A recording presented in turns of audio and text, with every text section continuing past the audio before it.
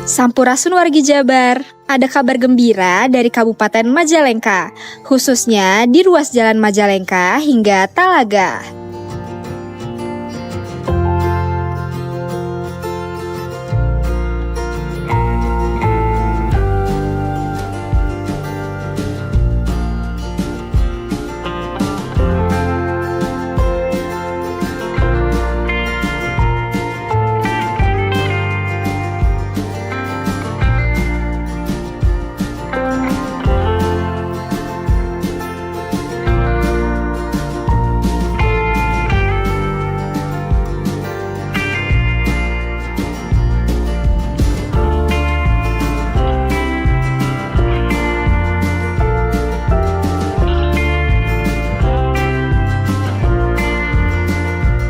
Pekerjaan rehabilitasi jalan yang dikerjakan oleh pemerintah Provinsi Jawa Barat kini telah mencapai 100% progres per tanggal 17 November 2025.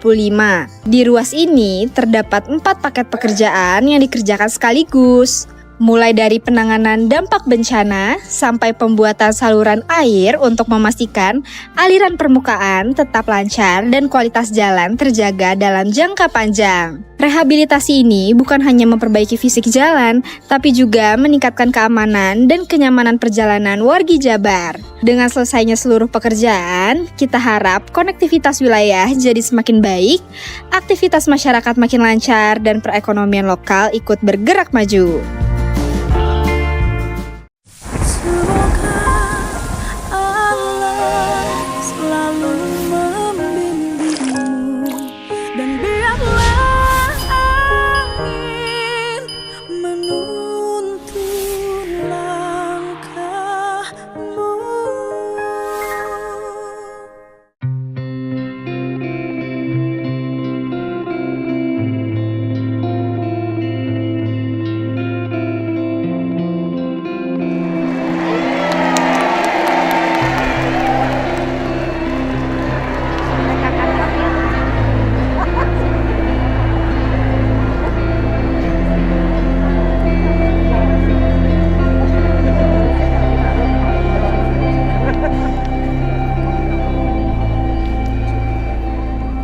Assalamualaikum warahmatullahi wabarakatuh.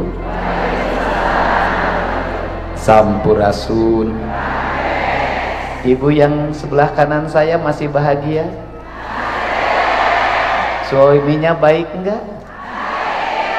Pengen naik gaji suaminya? Yang kiri juga sama? Anak-anaknya soleh enggak? Suaminya baik enggak? Kalau suaminya nakal, lapor ke saya.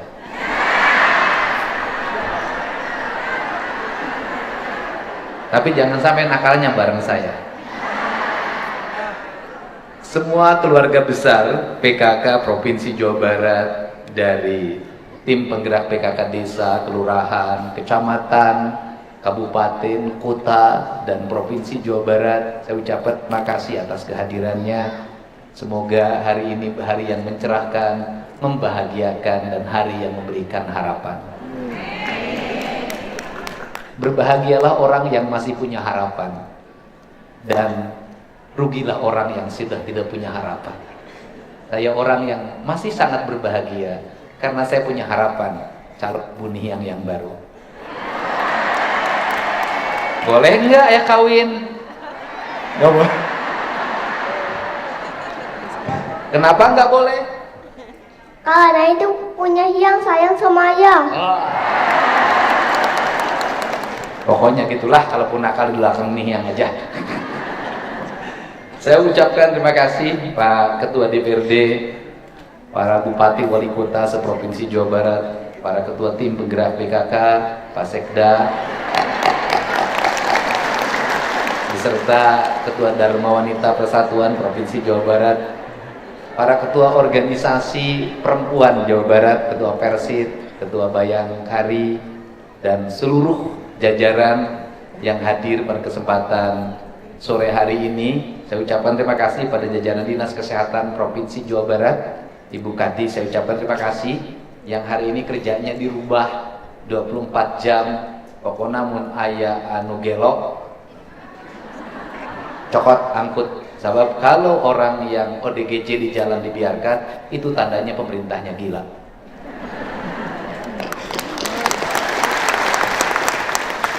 Itu tandanya pemerintahnya gila, pemerintahnya yang ODGJ. Kenapa? Dia membiarkan ODGJ berkeliaran di jalan. Karena sudah disiapkan ada rumah sakit khusus menangani gangguan kejiwaan. Dan saya tadi menangis ketika teman-teman dari RSJ tampil. Banyak orang yang menganggap saya punya kemampuan, saya punya empati, saya tiap hari dianggap berbuat kebaikan. Menurut saya apa yang saya lakukan gak ada artinya dibanding mereka yang sukarela mau merawat ODGJ. Para dokter, para perawat, seluruh tenaga. Dan saya selalu wanti-wanti ke kepala Bapeda, saya bilang perhatikan kesejahteraan seluruh rumah sakit ODGJ. Beda. Dan saya sangat salut Bu, saya kasih 100 juta Bu gitu, yang paduan suaranya. Dan ibu-ibu yang tadi nyanyi Tangga Cinta dari Depok, saya kasih 50 juta.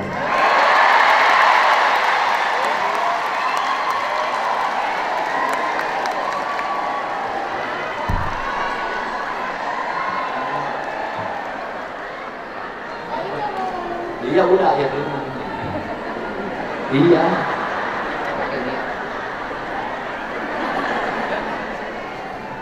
Apa? Ya udah, ayo ngomong. Udah. Tenang. Di sini tidak akan ada yang menyaingi Niang. Kabeh ini.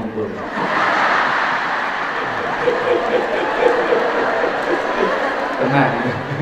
Niang tidak akan cemas kalau saya berhadapan dengan ibu-ibu. Dia selalu gelisah kalau saya berhadapan dengan yang muda. Ada beberapa treatment yang mesti kita lakukan hari ini. Apa? Tenang dulu, lagi pidato Iya, nenek-nenek emang nggak sayang sama Hiang, bener. Ya, yang pertama adalah problem kita ini apa sih? Problem kita ini satu, stunting belum selesai. Bapeda Jabar hari ini sudah mengalokasikan biaya untuk kader PKK melakukan pendataan terhadap problem kesehatan warga secara paripurna. Dan kemudian setelah nanti datanya masuk ke saya, nanti saya akan merumuskan kebijakan bantuan keuangan infrastruktur untuk desa. Nanti pembangunan jalannya diambil alih oleh provinsi semuanya. Karena saya ingin jalan desa berkualitas. Karena selama ini jalan desa itu dibangunnya tidak sesuai dengan apa yang dalam pikiran saya. Sehingga bangun tahun ini, tahun depan rusak lagi, bangun tahun ini, tahun depan rusak lagi. Saya nggak mau begitu. Nanti mau dibangunnya langsung diambil alih provinsi agar kualitasnya baik, berbeton semuanya, dan betonnya pabrikan. Nah, karena infrastruktur akan diambil alih oleh provinsi, maka tugas desa itu satu nanti, menyelesaikan problem kesehatan warga, menyelesaikan problem stunting, menyelesaikan problem repra, menyelesaikan problem paru-paru atau TBC, dan berbagai penyakit lainnya yang menjadi salah satu penyakit yang harus segera diselesaikan secara paripurna. Caranya bagaimana? Setelah pendataan selesai, maka nanti kita akan menghitung biaya recovery-nya selama setahun. Stunting berapa sih setahun? Kemudian lepra berapa dalam setahun? Kemudian TBC berapa dalam setahun? Dan itu akan kami langsung biayai sampai selesai. Dan nanti kader yang menjadi pembantunya kader PKK. Jadi nanti ada uang bantuan dana desa itu langsung diperuntukkan untuk apa? Biar apa? Biar perkara ini selesai. Tidak terus saja isunya itu aja. Saya termasuk orang yang selalu ingin tuntas menyelesaikan masalah. Mungkin tadi dengar lagu Tangga Cinta. Lagu Cinta itu lagu apa sih? Lagu Tangga Cinta itu terinspirasi oleh film Tiongkok. Saya waktu itu lagi berpuasa nonton film di rumah. Di film itu ternyata itu bercerita bagaimana sayangnya seorang putri raja terhadap rakyatnya. Dan kebetulan bapaknya ini pemimpin yang zalim, pemimpin yang serakah, pemimpin yang dalam setiap hari menyengsarakan rakyatnya. Si putri itu bertapa, dan dalam pertapaannya bahwa ayahmu akan kembali menjadi pemimpin yang adil kalau memakan kedua kelopak mata. Dan kemudian putri itu mencongkel kedua kelopak matanya dan menyuruh pelayan kerajaan untuk mengantarkan kedua kelopak mata itu sebagai makanan lezat bagi ayahnya. Dan ayahnya memakannya dan putrinya meninggal. Artinya dari situ ada seorang anak pemimpin, seorang putri yang sangat cantik dan dicintai oleh rakyatnya, mampu mengorbankan dirinya demi kepentingan rakyatnya. Dia tidak mau membenci ayahnya, dia ingin menyadarkan ayahnya. Kalaupun kedua kelopak matanya diberikan, bagi dia tidak ada masalah kalau itu untuk kepentingan kebaikan ayah dan kebaikan masyarakat. Proses penyadaran tidak mesti harus dengan peperangan. Proses penyadaran tidak mesti harus dengan caci memaki. Proses penyadaran seringkali dilakukan dengan pengorbanan dan keikhlasan. Maka saya menulis lagu judulnya Tangga Cinta. Maka dalam kalimat tangga cinta itu ada kalimat ketuhanan sebenarnya yang saya tuliskan sebagai bentuk inspirasi bahwa pada saat seorang dalam keadaan sekarat, maka nama Tuhan ada dalam kerongkongan. Maka ketika nama Tuhan ada dalam kerongkongannya, saya tidak mau ada rakyat Jawa Barat sekarat, nama Tuhan ada dalam kerongkongannya, tapi dia tidak dirawat oleh negara. Dia diperlakukan tidak adil oleh negara.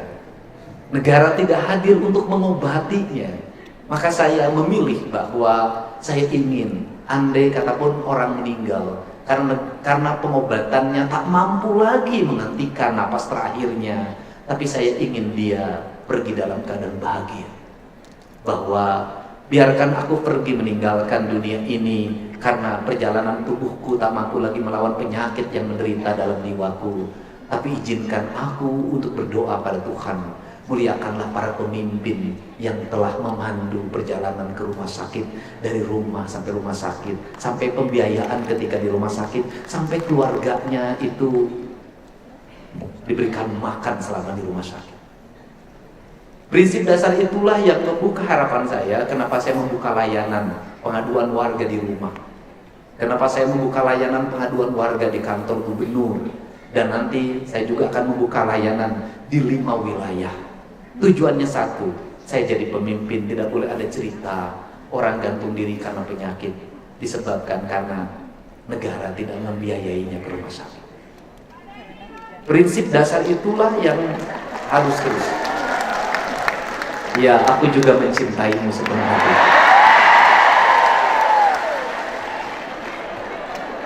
Maka coba biar orang ngerti. Berdiri mendengar desah sunyi.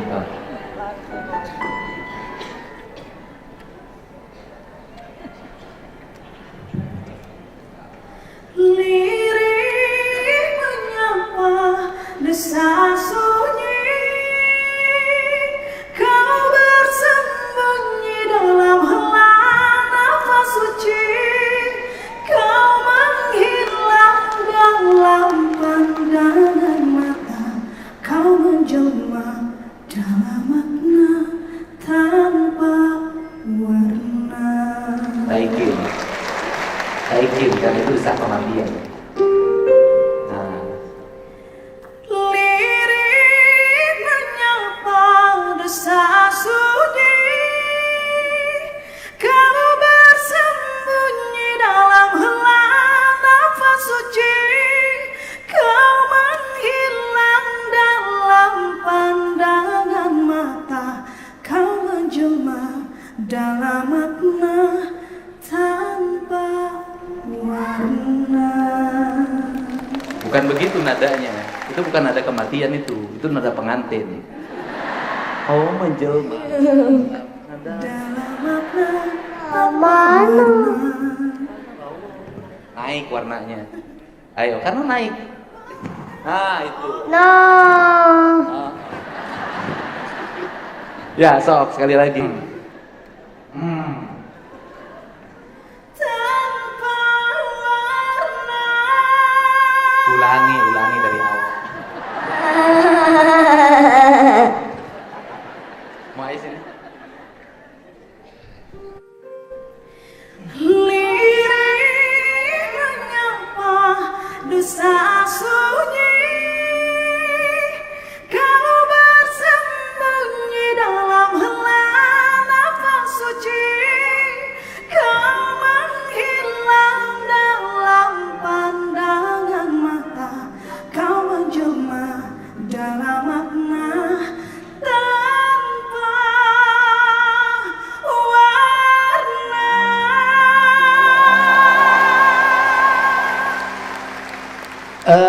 Coba perhatikan ketika orang meninggal, ada nafas bilang la ilaha illallah.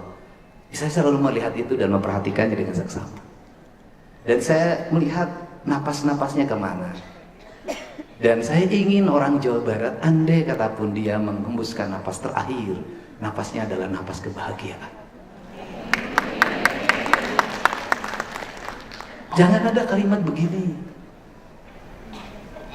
udah pulang aja mah, udah nggak apa-apa, jangan lama-lama di rumah sakit. Kamu makan nanti dari mana? Rumah sakitnya berapa biayanya? Saya nggak mau dengerin. Maka kalimatnya adalah ketika la ilaha illallah yang terakhir dan kemudian ruh keluar, bahasa saya adalah makna tanpa warna. Maka kita tidak bicara lagi agama apa, keyakinan apa, golongan apa, organisasi apa, semuanya sudah tanpa warna. Dan warna yang akan sampai pada Allah adalah celik putih, celak kerang, caan bulan 14, jalan gede, sasapuan, kegenet, kebalutna. Ruh suci yang tanpa kebencian, ruh suci yang tanpa beban, ruh suci yang kata orang Sunda desumur yang katukang. Ini yang dimaksud. Untuk itu saya ucapkan terima kasih Pak Untung, mohon bimbingan dan dukungannya di seluruh kegiatan ini. Mudah-mudahan kita menjadi sang pencerah, para pencerah dalam setiap waktu. Serugi-ruginya kita, seberat-beratnya kita, belum seberat beban yang dialami oleh saudara-saudara kita di tempat lain. Saya ucapkan terima kasih. Semoga saya itulah, dan saya mengucapkan terima kasih pada BJB almarhum Pak Yusuf.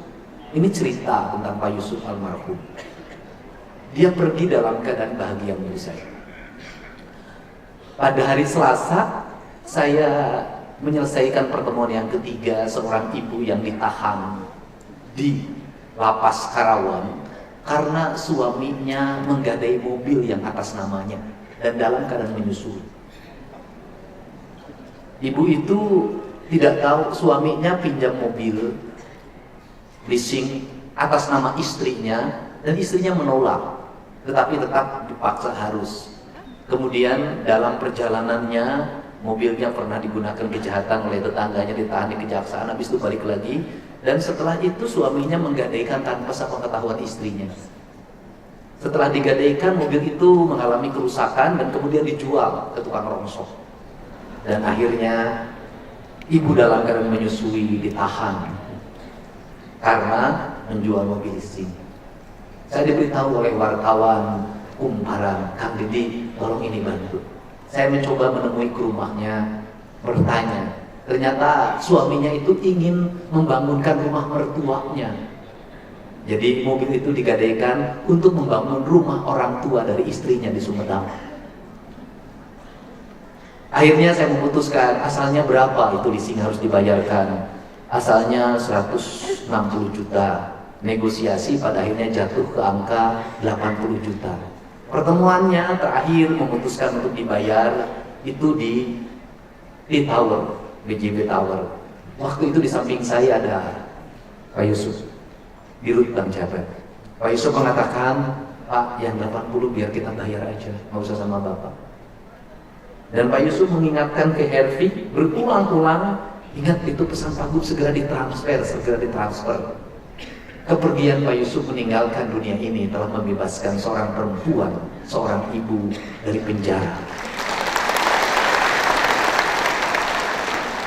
Sehingga saya minta Bang Jabar untuk terus mengalokasikan CSR-nya bukan untuk kegiatan apapun, tapi untuk kegiatan kemanusiaan, kegiatan pembebasan. Untuk itu mudah-mudahan kesatuan gerak PKK itu sesungguhnya adalah upaya melakukan pembebasan terhadap problematika kehidupan berbangsa dan bernegara saat itu, di mana orang Indonesia waktu itu buta huruf, orang Indonesia tidak mau vaksin, orang Indonesia waktu itu susah untuk ber-KB, orang Indonesia waktu itu gizinya buruk, orang Indonesia waktu itu pendidikannya rendah. Maka kesatuan gerak PKK menjadi kekuatan untuk melakukan perubahan agar orang punya kesadaran, sehingga spirit PKK bukan hanya spirit wanita tetapi juga spirit kaum laki-laki. Terima kasih laki-laki yang mau menggunakan baju PKK dan menjadi tokoh PKK.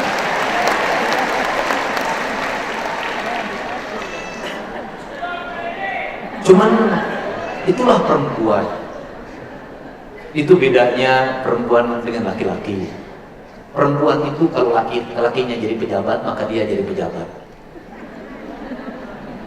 Kalau laki-lakinya jadi bupati, istrinya jadi ibu bupati.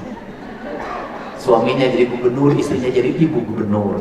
Jadi ketua PKK, jadi ketua Dharma Wanita, jadi ketua Persit. Lain kalau perempuan jadi bupati, suaminya tidak jadi papati, tidak. Tidak jadi ketua PKK.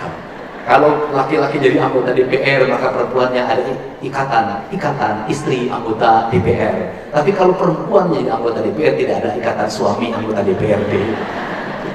Kalau suaminya jadi kolonel, istrinya jadi persit. Maka saya memilih untuk tidak beristri sajalah. Jauh lebih merdeka, jauh lebih bebas. Minimal saya tidak ada menegur duit saya dipakai apa dalam setiap hari, itu juga masalah.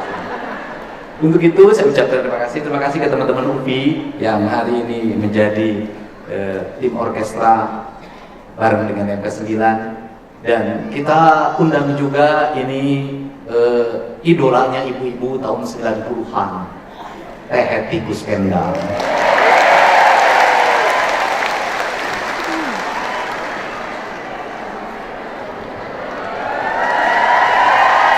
Ini hadiah buat PKK Jawa Barat.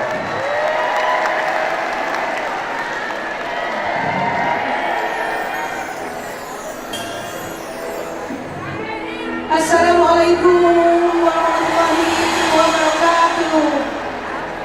Iya sayang. Atur nuhun.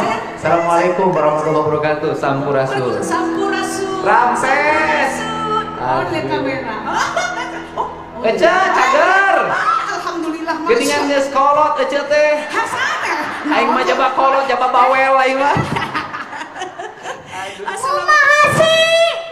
Aku mahasiswa. Itu kumaha gelis. Aduh ece ya amruk yang seangkatan ece. Nya eta, tapi ieu teh bade narusna. Ieu teh emang masih sayang ka euceung kitu ka bunda? Masih sayang teh ieu teh? Sayang? Alhamdulillah Kang Dedi, alhamdulillah. Nyimpen naon aya biasana euceung mah nya ieu teh daungi. Ieu teh cicing. Oh cicing, oh eta mah bahasa Bunda tuh cicing gitu lamun Bandung teh nya. Aduh alhamdulillah. Sayang aya cucu Bunda. Aya cucu Bunda Astro, Arlo sareng Arcila. Mana Arcila sama Astro ada ya? Oke, Kang Dedi alhamdulillah. Ece terek nyanyi rek asup incu ka dia. Aduh asup incu. Tapi kieu Kang Dedi alhamdulillah. Nembe itu nembe tadi wengi jam 12 selesainya nembe dongkap di Malaysia. Ya di Malaysia. Ai henti kusana mengirim pajengna di Malaysia wae nya. Ai di Jawa Barat mah Kang Dedi we anu nyambut kecil-kecil teh nya. Geus pamung kadua ieu teh. Pamung kadua. Ka tilu. Iraha. Aya sih dua kali ece teh dua kali honor eta teh. Oh gitu. Atuh untuk 2 kali. Apaan ai incu teh opat. Lah colo di Bukelan. Kelan. Karena di Lain lucu mending kalau itu mending sok mesra wae jeung salaki teh. Yo atuh kunaon sih? Mending ngabibita. Kunaon sih? Henteu. Segitu wae. Urang ge boga kaulah urang Malaysia. Beres. Aya mah tanda parlemen Malaysia. Siapa namanya? Ada nanti tanggal 10 mau ketemu saya. Apa bener? Bener. Iya. Iya. Iya sayang. Kang Deddy, alhamdulillah terima kasih banyak Bapak Gubernur yang saya hormati, yang saya sayangi, yang saya cintai juga segenap jajaran Jawa Barat yang keluarga besar jelas. Terima kasih. Semuanya mana tuh catatannya hiji-hiji teh panitia teh nya teu debatkeun. Ibu meninggal geus ieu ibu PKK. PKK. Masya Allah. Dan meni langsing. Baheula langsing eno langsung. Lucu ge mending. Cicing. Ayo ke mending gereng di lantawa. Saya sendiri imam payet. Oh payet. Payet imam. Payet. Dijuling-juling cenah oma. Oma ibu teh omanya. Alhamdulillah pada 70 tahun. Saya cuma digenutkeun.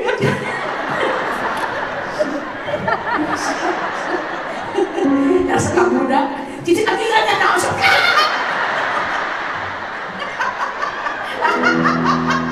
Sarwah. Iya sayang. Oke, salam dulu sama oma salam ya. Oke, sama oma. Oke, baiklah, Acung mau lagu apa sekarang? Apa reaksinya? Diam dulu. Tadi kita mau nanya. Ini kan susu.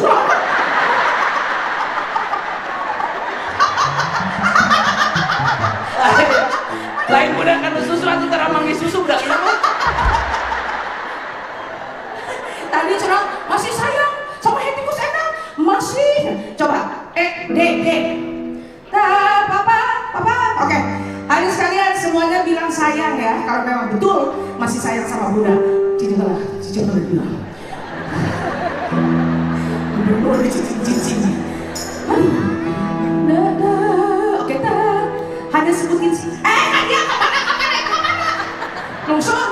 Lungsur. Oh iya sok. Oke. Kemana? Oke.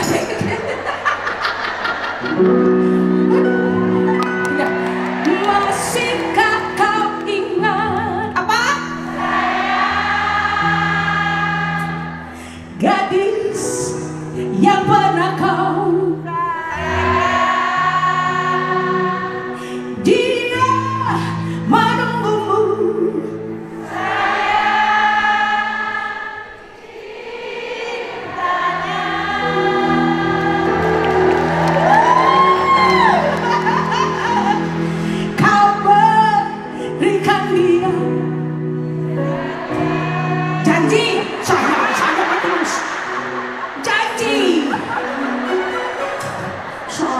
Terus berarti masih sayang sama Bunda hatiku sendang. Kalian ini nuhun pisan. Yuk berapa tahun udah saya nyanyi ya?